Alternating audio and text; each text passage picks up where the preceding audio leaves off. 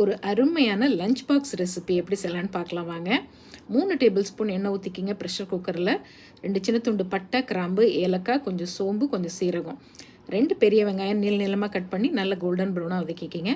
கொஞ்சம் புதினா, கொத்தமல்லி, ஒரே ஒரு தக்காளி போட்டு வதக்கிக்கலாம். 1 டேபிள் ஸ்பூன் இஞ்சி பூண்டு விழுது, 1/4 டீஸ்பூன் செந்தூர் மஞ்சத்தூள், 1 டீஸ்பூன் செந்தூர் தனி மிளகாய்த்தூள், 1 டேபிள் ஸ்பூன் செந்தூர் பிரியாணி மசாலா சேர்த்துருக்கேன், 4 டேபிள் ஸ்பூன் தயிர், புளிக்காத தயிர், உப்பு சேர்த்து வதக்கிட்டு முளை விட்ட பயிர் வகைகள் 2-3 பயிர் வகைகளை ஒன்றா சேர்த்து போட்டு அதையும் நல்லா வதக்கி விட்டு கொஞ்சம் தண்ணி ஊற்றி 2 விசில் விட்டு எடுத்துட்டு இதில் நான் கொஞ்சம் சோயா சங்ஸும் சேர்க்குறேன். அப்போ இன்னும் நல்ல ப்ரோட்டீன் ரிச்சாக இருக்கும்.